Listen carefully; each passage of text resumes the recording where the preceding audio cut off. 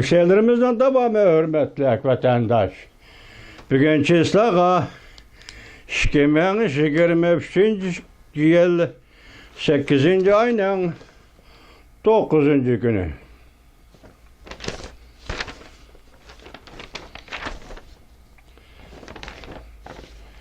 Heptiga çarşamba vatandaşım. Emdiki haber mındak. Cungo bilen bolgan münasebet ciddilişivatkan bir paytda Prezident Joe Biden mındak görsetdi. Vietnam'ni ziyaret kılıp Amerika-Vietnam iki taraf münasebetini ilgiriletemiz. Mavzulu haber 8. ayının 9. günü Amerika Ovazı'nın Xitay tili programını ilan kılındı. Haber mındak başlandı. Tabi Amerika Koşmuş Ştatları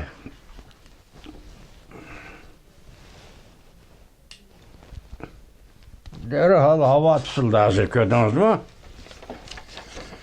Amerika Koşmuş Ştatları Prezidenti Joe Biden yaptığı ikinci günü, yani 8. ayının 8.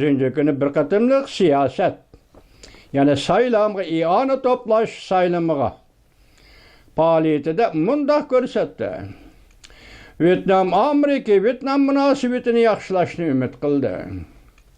Ve Amerika'nın en mühim şeriki bulmakçı buldu. Şonlaşka tez aralıkta Vietnam'ne ziyaret kılımın.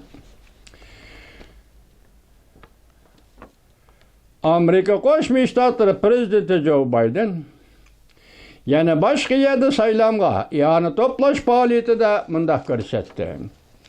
Ben Vietnam rehberlerinin telefonunu tapşırıp aldım. Vietnam 20 devlet güruhu yukarı derecelikle yığında uçuruşuna ümit kıldı. Prezident Joe Biden 9. ayının 9. günüdün 10. günü geçe Hindistan yeni dehliye de 20 devlet yığına katlaşıdı. Aksaray'ın bayanatçısı mındak görsetti. Vietnam'ı ziyaret kılış bu için nöbette yani aşkarlaydıgan başka sözümüz yok. Vietnam Taşkı İşler Ministerliği cevap koyturup mındak görsetti. İki devlet yukarı katılımı da iki devlet münasebetini kadem çunkurlaştırış doğrusu da fikir hasıl kıldı. Vakayet yetip gelgen de iki devlet Vietnam Amerika münasebeti yeni basqışqa kötörülüdü.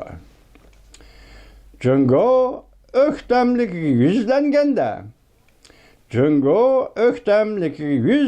Washington Asya'daki şerikler bilen otturdaki münasebetlerini yaxşılap Cungo bilen karşılaşıdığan vasıtaga aylandırdı.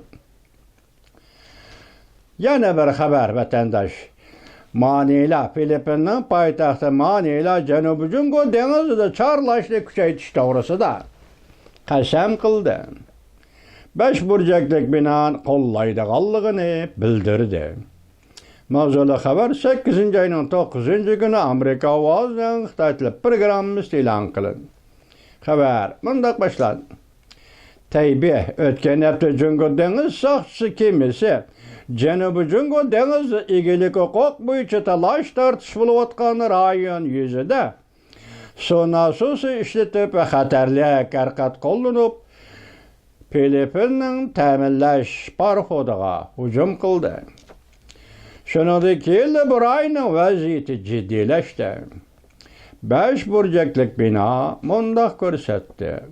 Amerika Koşmuş Ştatları Devlet Müdafiə Ministeri Lloyd Austin, Filipin'in Devlet Müdafiə Ministeri Theodore bilen heptinin 2. günü yani 8. ayının 8. gün telefonda sözleşip iki taraf Amerika Filipin ittifakdaşlık ve hemkarlığını muhakeme kıldı.